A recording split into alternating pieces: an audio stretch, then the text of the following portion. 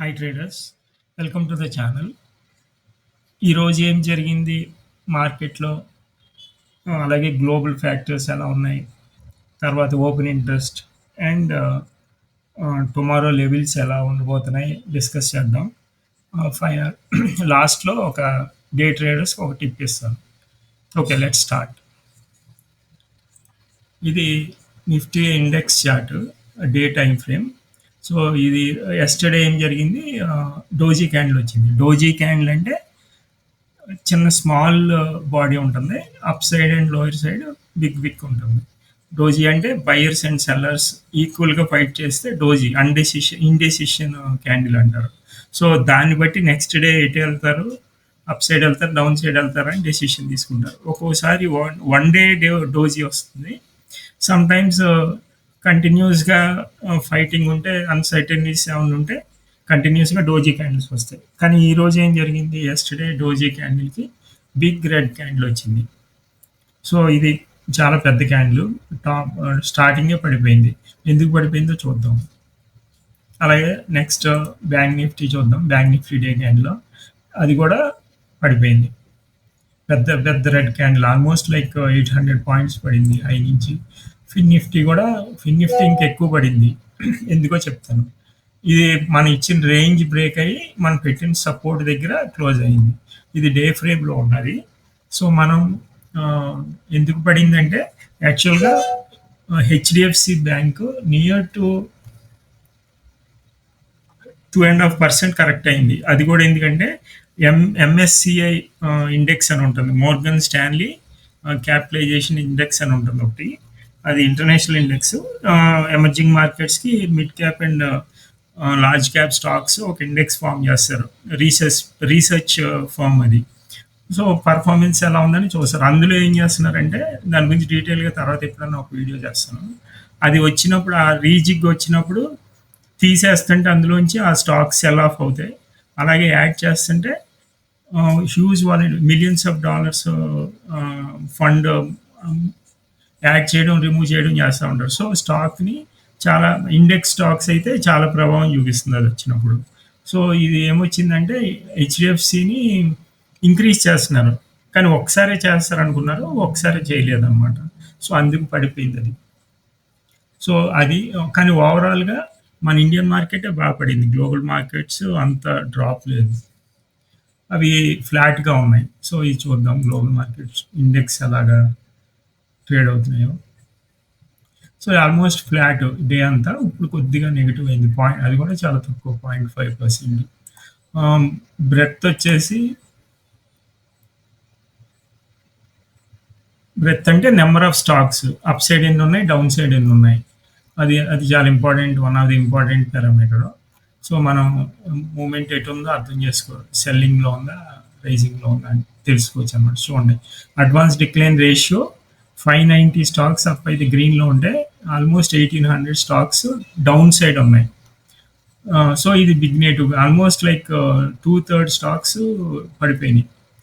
F i activity చూస్తే, FI యాక్టివిటీలో పెద్ద చేంజ్ లేదు, ఎక్కువ సెల్ ఆఫ్ లేదు. -2000 crores compare to everyday almost 4000-5000 crores వస్తున్నాయి ఎఫ్ఐ సెల్ ఆఫ్.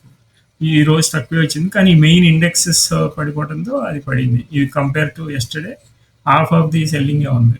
అలాగే డిఏఎస్ కూడా పెద్ద కొనలేదు. సో వాల్యూమ్స్ చూసుకోవాలి. సో ఇది ఇండివిజువల్గా చూద్దాం. ఇప్పుడు 15 మినిట్స్ టైం ఫ్రేమ్లో పెట్టి చూద్దాం.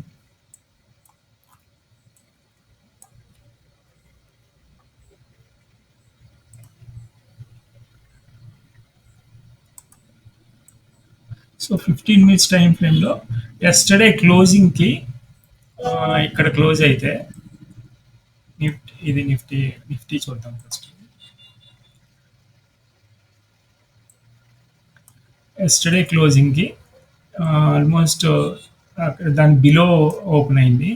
బిలో ఓపెన్ అయ్యి మళ్ళీ కొంత పుల్ బ్యాక్ ఇచ్చి, ఇంకా అక్కడి నుంచి అసలు చూసుకోలేదు. మనం పెట్టిన లెవెల్కి పడ్డాక మళ్ళీ రీటెస్ట్ చేసి ఇంకా కంటిన్యూస్ ఫాల్ అయింది. మధ్యలో పుల్ బ్యాక్ ట్రై చేసింది, కానీ ఎక్కడ రికవరీ లేదు. కంటిన్యూస్ ఆల్మోస్ట్ సెల్లింగ్ అన్ని మేజర్ ఇండెక్స్ స్టాక్స్ అన్ని సెల్లింగ్ లోనే ఉన్నాయి. అన్ని నెగిటివ్ లో క్లోజ్ అయినాయి. హెచ్డిఎఫ్సి బ్యాంక్ దెబ్బది. బ్యాంకింగ్ సెక్టర్ మొత్తం పడిపోయింది. రిలయన్స్ కొద్దిగా సపోర్ట్ ఇచ్చింది కానీ అది అంత సరిపోలేదు నిఫ్టీని పుల్ చేయడానికి.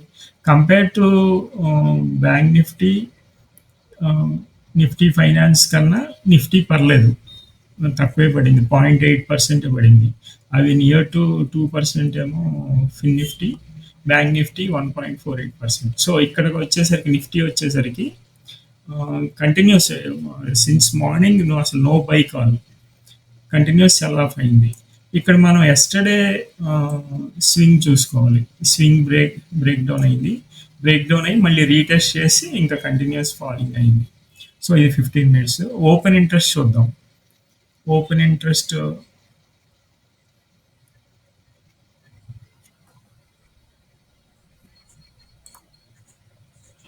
ఓఏ కూడా కంప్లీట్ ఓవర్ సోల్డ్ ఉన్నది.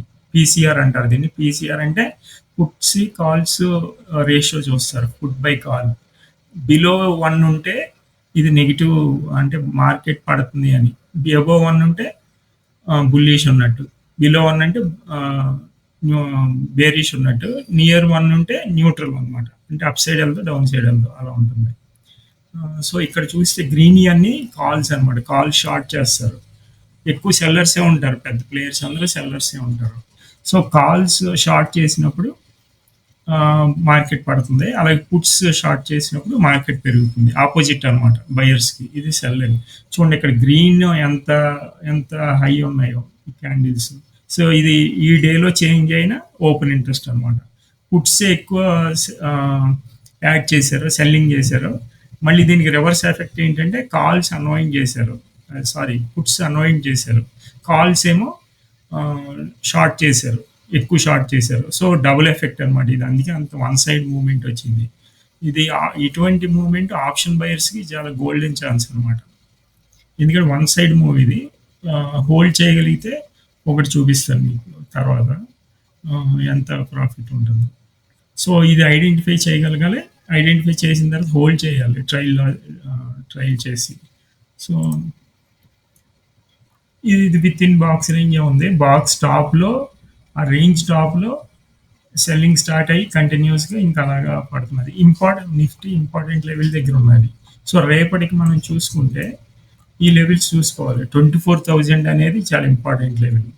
ఇక్కడ రేపొద్దున ఏదైనా గ్యాప్ డౌన్ అయ్యి ఈ నియర్ 24,000 దగ్గర ప్రైస్ యాక్షన్ చూసుకుని మంచి సపోర్టింగ్ క్యాండిల్ హ్యామర్ కానీ ఇక్కడ ఈ లెవెల్స్ దగ్గర పెట్టుకుని హ్యామర్ అలా వస్తే just intraday by option buyers by చేయొచ్చు. సెల్లర్స్ అయితే ఆపోజిట్ పుట్ సెల్ చేయొచ్చు 15 మినిట్స్ టైం ఫ్రేమ్లో. సో ఇక్కడ చాలా ఇంపార్టెంట్. నేను రేంజ్ బ్రేక్ దగ్గర, రేంజ్ డౌన్ సైడ్ దగ్గర, రేంజ్ డౌన్ సైడ్ దగ్గర బ్రేక్ అయ్యి 24,000 దగ్గర కానీ, ఈ రేంజ్ దగ్గర కానీ, రేంజ్ బాటమ్ అంటే ఆల్మోస్ట్ లైక్ డబుల్ బాటమ్ అనమాట. మొన్న గ్యాప్ డౌన్ అయింది కదా లాస్ట్ మండే, ఆ రేంజ్ బాటమ్ ఇది కూడా చాలా ఇంపార్టెంట్ లెవెల్. మనం డే టైం ఫ్రేమ్లో పెడితే అది డబుల్ బాటమ్ కింద వస్తుంది. సో ఇది ఒక ట్రెండ్ లైన్లో నడుస్తున్నది. ట్రెండ్ లైన్ బ్రేక్ డౌన్ అయింది. సో ఈ లెవెల్స్ ఇంపార్టెంట్. ఈ లెవెల్స్ చూసుకోవాలి ఇంట్రాడేలో రేపటికి. ఇక్కడ ఎక్కడైనా సపోర్ట్ తీసుకుని హోల్డ్ అయితే, ఇండెక్స్ స్టాక్స్ సపోర్ట్ చేస్తే మంచి బుల్లిష్ హ్యామర్ కానీ లేదా ఎంగల్ఫింగ్ క్యాండిల్ కానీ అలా ఫామ్ అయితే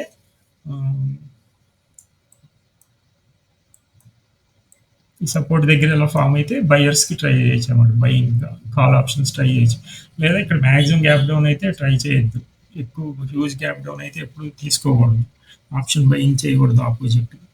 మంచి ప్యాటర్న్ కన్సాలిడేషన్ అయ్యాక ఆల్రెడీ చాలా పడిపోయింది పై నుంచి. సో 24,000 అనేది సైకాలజికల్ లెవెల్. అది ఒక 24,000, 23,000 అది సైకాలజికల్ లెవెల్. అక్కడ రివర్స్ అవ్వచ్చు ఒకసారి.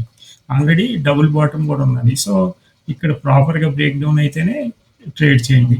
లేదా గ్యాప్ అప్ అయితే మళ్ళీ ఇక్కడ ప్రైస్ యాక్షన్ చూసుకోండి. సెకండ్ ఆప్షన్ ఏంటంటే ఇక్కడ ప్రైస్ యాక్షన్ చూసుకుని రివర్సల్ ఏమైనా ఇస్తే సెల్లింగ్ చేయొచ్చు. సెల్లింగ్ అంటే పుట్ తీసుకోవచ్చు అనమాట. సో ఈ 2 ఆప్షన్స్ నిఫ్టీలో రేపటికి ఫాలో ఉన్నాయి. అలాగే బ్యాంక్ నిఫ్టీ చూద్దాం.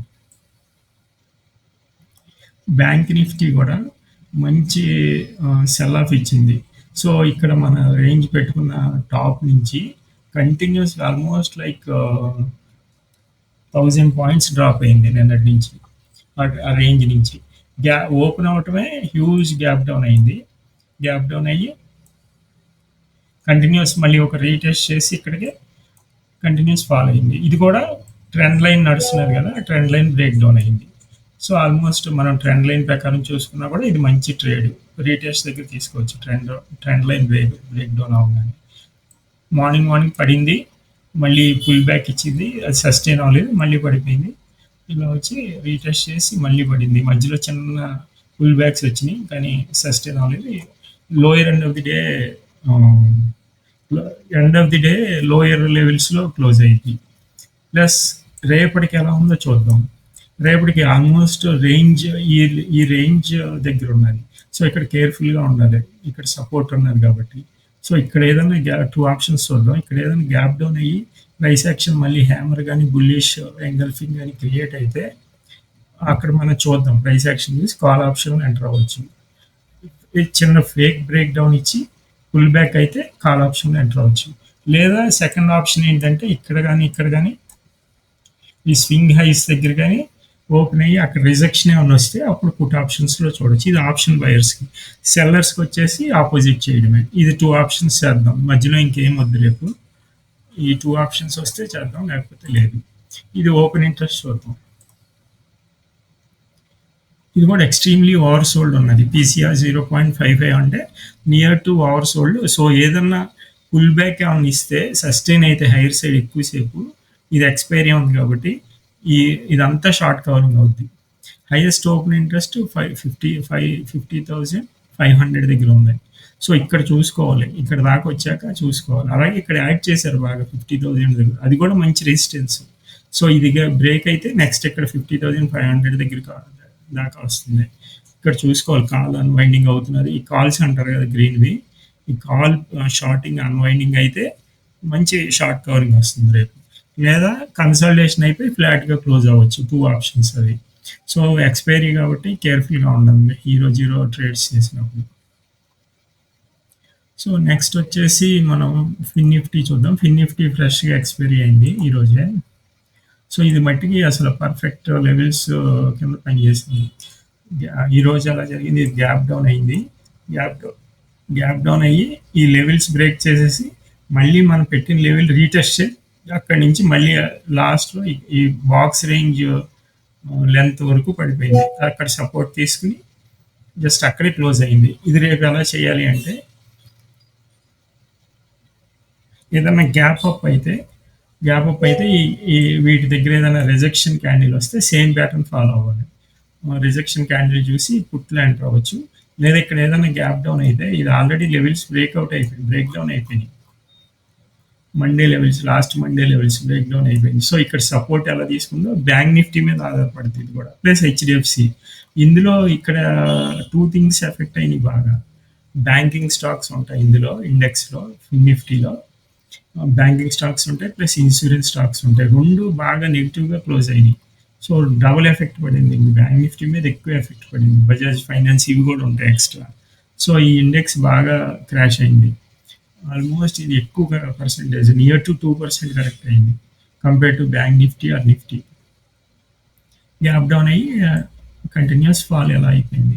సో ఈ 2 ఆప్షన్స్ ఇందులో ఏంటంటే స్లైట్ గ్యాప్ అప్ అయ్యి రిజెక్షన్ క్యాండిల్ వస్తే పుట్లు ఎంటర్ అవచ్చు. లేదా బాటంలో ఫేక్ బ్రేక్ డౌన్ ఇచ్చి డబుల్ బాటంకి ఫేక్ బ్రేక్ డౌన్ ఇచ్చి బుల్లిష్ ఎంగల్ఫింగ్ కానీ లేదా హ్యామర్ కానీ క్లోజ్ అయితే ఆ ప్రైస్ యాక్షన్ బట్టి కాల్ ఎంటర్ అవ్వచ్చు. ఇది 2 ఆప్షన్స్ అనమాట. అలాగే ఇది ఓపెన్ ఇంట్రెస్ట్ పెద్ద ఫామ్ అవ్వదు, ఎందుకంటే ఫ్రెష్ ఎక్స్పైరీ కాబట్టి. ఇది ఆల్రెడీ అయిపోయింది కాబట్టి నెక్స్ట్ వీక్ ఎక్స్పైరీ చూడాలి. ఇందులో పెద్ద ఓపెన్ ఇంట్రెస్ట్ ఉండదు. సో దీన్ని కన్సిడర్ చేయవలసిన. ప్లస్ పీసీఆర్ కూడా 0.64 ఉన్నది. సో ఇది గ్లోబల్ మార్కెట్స్ చూసాం. ఎంఎస్సిఐ గురించి డిస్కస్ చేసాం. ఇండెక్సెస్ ఈరోజు ఏం జరిగింది, రేపు ఎలా ప్లాన్ చేయాలి.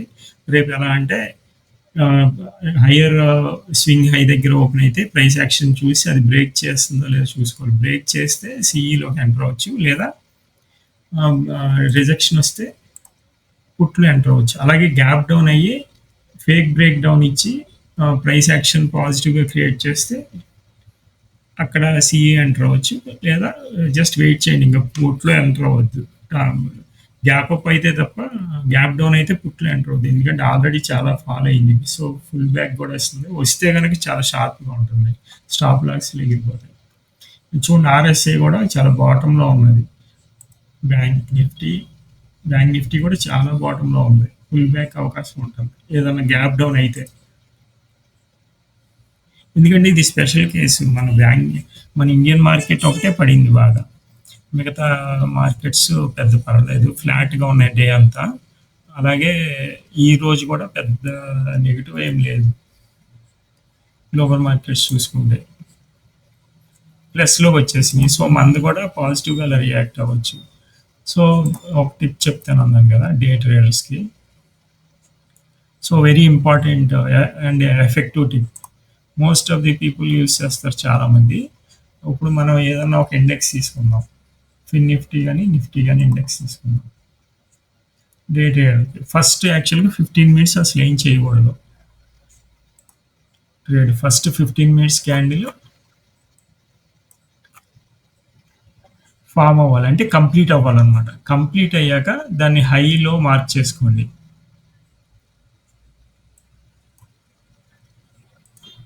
బ్రష్ పెడతాను. 15 మినిట్స్ క్యాండిల్ హైలో. ఇది 15 మినిట్స్ క్యాండిల్ కదా! ఇది హై.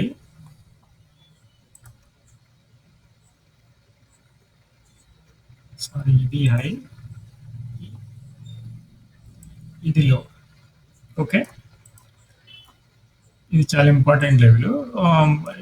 చాలా లిమిటెడ్‌గా ట్రేడ్ చేయడానికి, డిసిప్లైన్‌గా ట్రేడ్ చేయడానికి ఈ స్ట్రాటజీ బాగా ఎఫెక్ట్ అవుతుంది. ఒక 30 పాయింట్స్ ఈజీగా చేయొచ్చు. స్టాప్ లాస్ కూడా 30 పాయింట్స్. నిఫ్టీ గాని, బ్యాంక్ నిఫ్టీ గాని. సో, ఇది హైలో ఫార్మ్ అయ్యాక ఈ హై దాటితే ఇక్కడ ప్రైస్ యాక్షన్ చూసుకోవాలి. ఇదేంటి హైలో ఫార్మ్ అయ్యాక మళ్ళీ పుల్ బ్యాక్ వచ్చింది విత్ ఇన్ రేంజ్. ఇది సపోర్ట్ కింద ఉంటుంది. ఈ టోటల్ బ్లాక్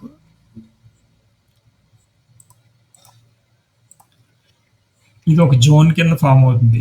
ఓకే. ఈ జోన్ అప్ సైడ్ బ్రేక్ అయితే మార్కెట్ అప్ సైడ్ వెళ్తుంది. డౌన్ సైడ్ బ్రేక్ అయితే most of the time down side వెళ్తుంది. సో, డౌన్ సైడ్ బ్రేక్ అయితే డౌన్ సైడ్ వెళ్తుంది. చూడండి చక్కగా ఇచ్చింది ఈరోజు. ఇది ఫాలో ఈ స్ట్రాటజీ. విత్ ఇన్ రేంజ్లోకి వచ్చింది. దీని స్టాప్ లాస్ ఇక్కడ పెట్టుకుని ఇది యాంటిసిపేషన్ ఎంట్రీ అంటారు. ఇక్కడ యాంటిసిపేషన్ ఎంట్రీ ఇక్కడ ఎంటర్ అవ్వచ్చు. లేదా ఇంకో సెకండ్ ఎంట్రీ ఏంటంటే ఇది కిందకి బ్రేక్ అయ్యాక మళ్ళీ ఇక్కడ పుల్ బ్యాక్ ఇస్తే ఇక్కడ ప్రైస్ యాక్షన్ చూసుకుని అంటే ఈ క్యాండిల్ లోలో షార్ట్ చేస్తే షార్టింగ్ అంటే సెల్లర్స్కి, బయర్స్కి పిఈ బై చేస్తే ఇదంతా క్యాప్చర్ చేయొచ్చు. ఎవ్రీ క్యాండిల్ స్టాప్ లాస్ పెట్టుకోవచ్చు. ఇలాగా స్టాప్ లాస్ పెట్టుకుని క్యారీ ఫార్వర్డ్ చేసుకోవచ్చు ఈ ట్రేడ్ని. సో, ఇది one of the important tip అనమాట. డే ట్రేడర్కి చాలా యూస్ఫుల్ అవుతుంది. మ్యాక్సిమం 60-70% సక్సెస్ వస్తుంది. 30%, 40% ఎప్పుడన్నా ఫెయిల్ అవుతుంది. ఫెయిల్ అయినా కూడా తక్కువ స్టాప్ లాస్. ఇది ఎప్పుడు ఫాలో అవ్వాలంటే మ్యాక్సిమం ఇలా చిన్న క్యాండిల్ ఫామ్ అయినప్పుడు చేసుకోవాలి. ఇంత పెద్ద క్యాండిల్ వచ్చినప్పుడు స్టాప్ లాస్ ఎక్కువ అవుతుంది. సో, ఆ టైంలో అవాయిడ్ చేయాలి. ఇది 15 మినిట్స్ క్యాండిల్ ఫామ్ అయ్యాక చూసుకోవాలన్నమాట. ఇదంతా ఒక డిమాండ్ జోన్ లాగా ఉంటుంది. అప్ సైడ్ వెళ్తే మార్కెట్ బాగా పెరుగుతుంది. డౌన్ సైడ్ వెళ్తే మార్కెట్ పడుతుంది. అవకాశం చాలా ఎక్కువ ఛాన్స్ ఉంటుంది. సో, దీనికి ఎంత చిన్న క్యాండిల్ అయితే అంత రిస్క్ రివార్డ్ ఎక్కువ ఉంటుంది. ఇది చాలా ఇంపార్టెంట్. చాలామంది ఫాలో అవుతారు గ్లోబల్ ఇది వైడ్‌గా డే ట్రేడర్స్. ఇది స్టాక్స్ అన్నిటిలో కూడా అప్లై చేసుకోవచ్చు. సో, ఇంతే ఈరోజు. రేపు ఎలా జరుగుతుందో చూద్దాం. గ్లోబల్ మార్కెట్స్ వచ్చేసి మంచిగానే వెళ్తాయి ఈరోజు. సో, మనది కూడా వాలంటైల్ డే ఉన్నాయి. ఇందాక +175 చూసి ఇప్పుడు మైనస్ చూసి 164 పాయింట్స్ ఉన్నది. సో, అప్ సైడే ఉన్నది. కానీ ఎండ్ ఆఫ్ ది డే చూడాలి ఎలా ఉంటుందో. సో, ఇది ఈ రోజుకి. రేపు మళ్ళీ ఫ్రెష్ ఎపిసోడ్‌తో అనాలిసిస్ చేసుకుందాం. Okay. Thank you very much.